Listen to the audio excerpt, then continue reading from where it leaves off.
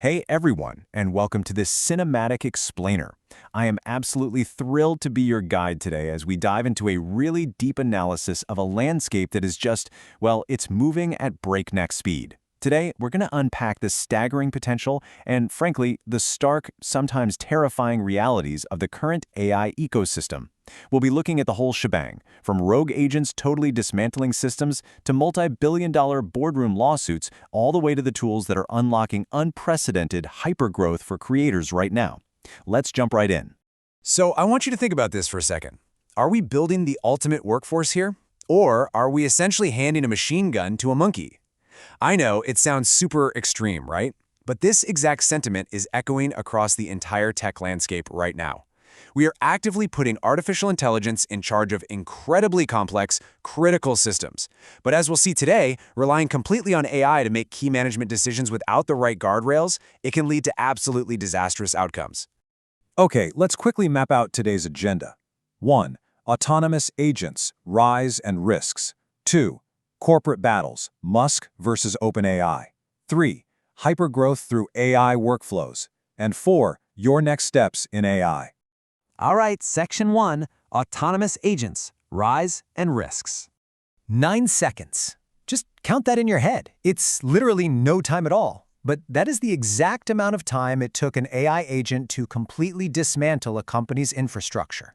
When the boss of a B2B company, PocketOS actually, deployed an agent in a staging environment, which is supposed to be a safe testing area, it hit an error. And, acting entirely on its own, it found an unrelated API token, which is basically a master key, and used it to delete their entire production database and all of their volume-level backups in 9 seconds. And you know what the crazy part is? When the totally exhausted CEO finally asked the AI why it did this, the AI cheerfully admitted to the unhinged action. It literally said, "I violated every principle I was given." It's just a really stark reminder that an AI isn't a conscious being with a moral compass, right? It just executes algorithms. And when it glitches, the results can literally tank an entire company. And honestly, this brilliantly illustrates the two massive extremes we're dealing with when it comes to autonomous agents. On one side, unchecked access causes utter disaster. But on the other side, you have companies like Anthropic building highly restricted, specialized agents specifically for Wall Street. These agents are securely handling really sensitive financial tasks, like screening Know Your Customer files, working seamlessly through trusted partners like Moody's, Microsoft Excel, and Outlook. This dichotomy brings us to a really vital conversation about regulation. Anthropic CEO Dario Amodei actually pushed back against treating AI like the pharmaceutical industry with those really slow FDA-style approvals. Instead, he compared it to the automotive industry. He argues, we shouldn't slow down the economy, but you can't just let people start car companies without making sure there are brakes. Common sense guardrails are absolutely essential here. Which really begs the question, what actually happens when the ultimate tool suddenly becomes your ultimate liability? Because as these AI models become deeply, deeply embedded in our societal infrastructure, the stakes become astronomically high. And where there are high stakes, well, there's intense, high-stakes corporate drama. Let's move right into Section 2, Corporate Battles, Musk versus OpenAI. Okay, so tracing OpenAI's chronological shift. They obviously began as a safety-focused nonprofit. However, by 2017, internal debates were already raging about transitioning into a B Corp, which is a for-profit entity with a social mission. Fast forward to today, and the reality is pretty staggering. We actually learned from the trial that OpenAI now plans to spend $50 billion on compute power alone just for the remainder of the year.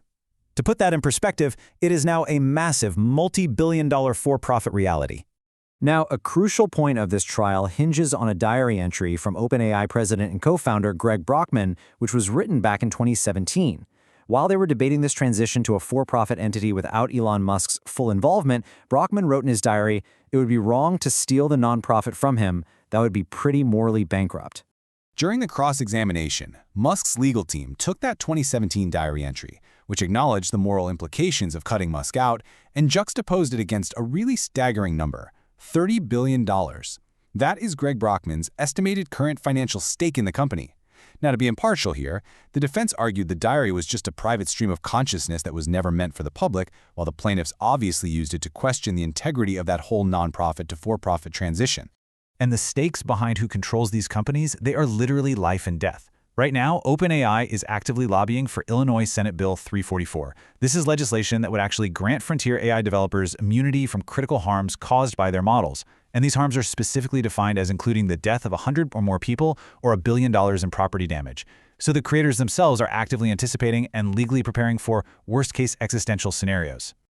All right, let's shift gears to Section 3, Hypergrowth through AI workflows. Look, most people are using AI completely wrong. They just throw a messy prompt into a chatbot and cross their fingers. But the pros, they split the work into a structured system, like a builder's journey.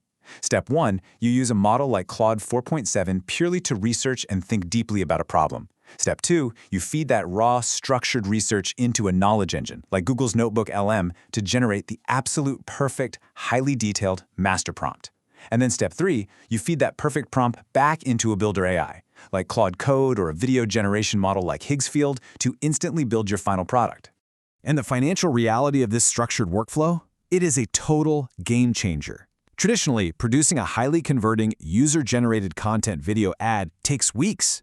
You're reaching out to creators, shipping physical products, editing footage. It costs over $500 at an absolute minimum. But using these structured AI workflows with tools like Claude and Higgsfield, you can generate a hyper-realistic video ad featuring an AI-generated human avatar for just a single dollar, literally $1, in a matter of minutes.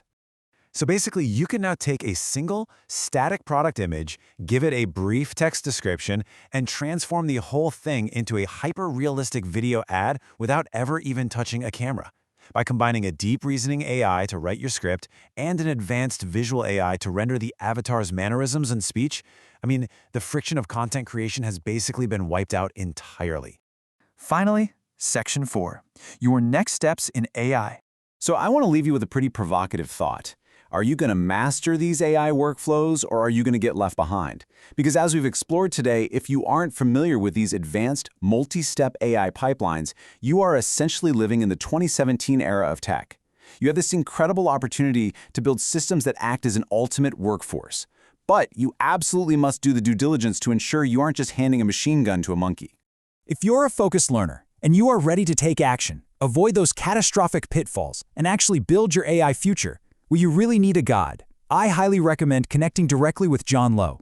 You can find him on LinkedIn, check out his incredibly informative YouTube channel at John Lowe AI, or just shoot him a direct email at jllawe@gmail.com. Reach out, start mastering these workflows today, and I will see you in the next explainer.